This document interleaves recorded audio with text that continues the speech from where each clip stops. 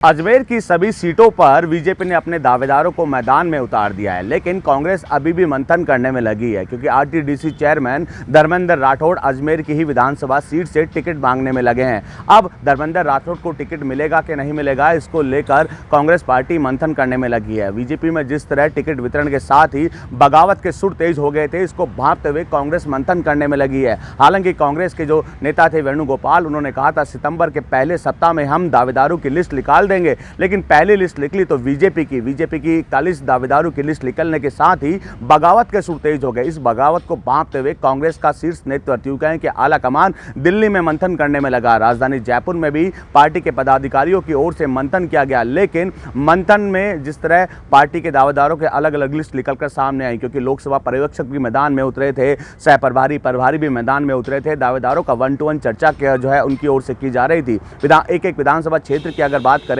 12 से 15 और कई विधानसभा क्षेत्रों में तो 15 से अधिक भी दावेदार मैदान में उतर गए थे। इसके बाद पार्टी का कार्यालय शीर्ष नेतृत्व की ओर से मंथन का दौर शुरू हुआ। अजमेर टिकट को लेकर बात करें, क्योंकि ये जो है बीजेपी का गढ़ माना जाता है और ऐसे में बीजेपी की सेंधमारी को लेकर अब जो है कांग्रेस मंथन करने में लगा है। आरटीडीसी चेयरमैन धर्मेंद्र राठौड़ इसी विधानसभा क्षेत्र, यूं कहे कि कांग्रेस जो अजमेर का जो है क्षेत्र है, वहाँ पे 8 विधानसभा क्षेत्र है, यहाँ से ही टिकट मांगने में लगे हैं। अगर धर्मेंद्र राठौड़ की टिकट काटी जाती है तो निश्चित तौर पर बगावत के सुर तेज हो जाएंगे। इसको ही भांपते हुए कांग्रेस मंथन करने में लगी है। बीजेपी की ओर से तो हालांकि सभी अजमेर की सभी विधानसभा सीटों पर दावेदार उतार दिए गए हैं और दावेदार जनता का मन टटोलने की कोशिश भी करने में लगे हैं। कई तरह के वादे उनकी ओर से गिनाए जा रहे हैं, लेकिन जिस तरह कांग्रेस मंथन करने में लगी है, दमदार चेहरों को मैदान में उतार दिया गया है, लेकिन अजमेर सीट को लेकर अभी भी कयास लगाए जा रहे हैं कि किस चेहरे को उतारा जाएगा। हालांकि अजमेर के केकड़ी से रघु शर्मा को कांग्रेस ने मैदान में उतार दिया है, लेकिन अलग अलग सीटों की अगर हम बात करें, गणना करें तो कई कहें कि बीजेपी का दबदबा अजमेर के अलग अलग विधानसभा क्षेत्रों में देखने को मिलता है।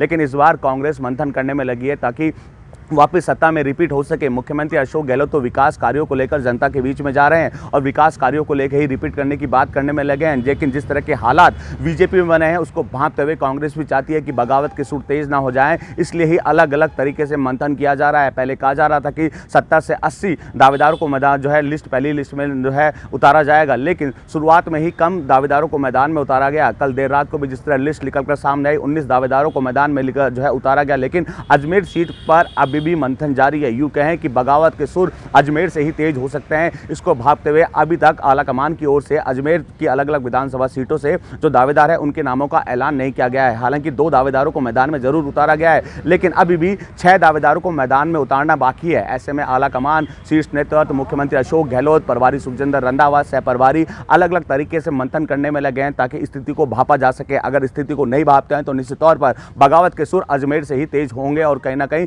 स्थिति कांग्रेस की बिगड़ सकती है। बसंत पांडे, TV9 जयपुर।